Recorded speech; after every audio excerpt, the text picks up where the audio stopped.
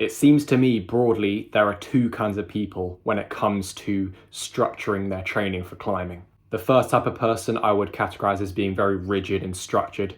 So think of people who use lattice plans and plan out their training weeks and months in advance. All the weights and loads that they put on their muscles and their tendons are recorded, and everything is thoroughly planned into blocks. Then there is the second type of person, which I would categorize as being intuitive. And this person doesn't think much about planning their training.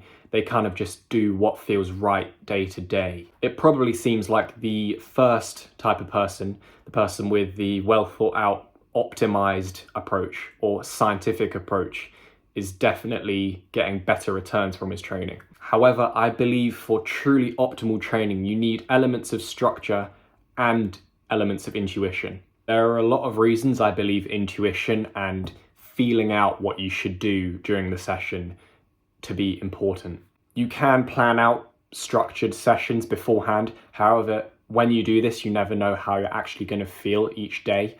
And therefore, it's really important to be able to be adaptable on the day if you're feeling not up to what you'd planned beforehand. This basically comes down to recovery levels, and it's something that fluctuates constantly and you can't exactly plan out ahead of time. This also ties into seeing injuries and tweaks coming beforehand. If you've planned out 1 hour of limit bouldering on tiny crimps, however you start feeling weird sensations in your fingers, you need to adapt and change your plan. Because training plans need to be adaptable, and you need to be adaptable as a climber to understand what you can and can't do on certain days, intuition is really important as a skill to be able to do this. One thing I see a lot online in the fitness and weightlifting space is certain science-backed and optimal movements for strength training. There's all these videos of people talking about this idea that if you're not doing this, this, and this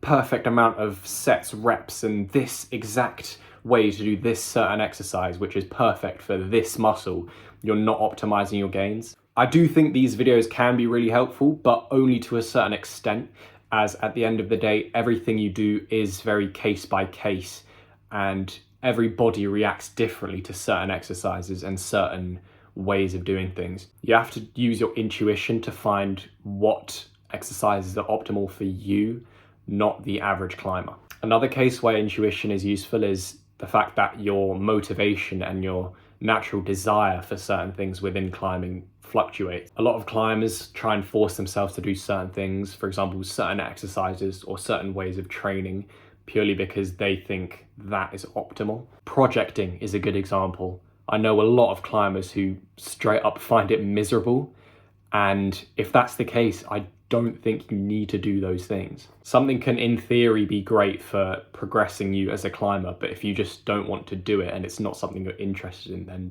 don't do it. I personally believe discipline is a little bit overrated, and I think if you're a highly motivated climber, climbing's what you want to do at the end of the day, and I think you should listen a bit more to your intuition and motivation. On the other hand, I do concede that discipline is necessary sometimes, and structure keeps us on the path we know we want to be on in the long term when our motivations do fluctuate, so it is also necessary. There's a quote which a lot of people find a bit toxic, but others swear by, which is, what's measured is managed. I would say there are certain things you should be careful measuring and maybe think about how it's going to affect your mental state. For example, your body weight or your calories. However, I think for strength training, I do really like this principle, and I think it ensures that I'm always following the principle of progressive overload. I always track the weights I do in the gym,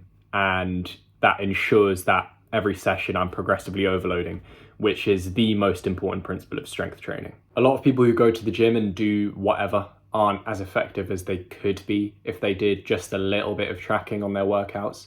You don't have to go overboard, and you don't have to be obsessive. Another example of structure is journaling, I'd say. It's a bit more of a niche one. However, I think writing down common patterns and themes in your sessions can help you identify things that are key in your training. In general, I'd say this modern kind of science-based lattice plan, whatever you want to call it, approach is good and it will get you really strong.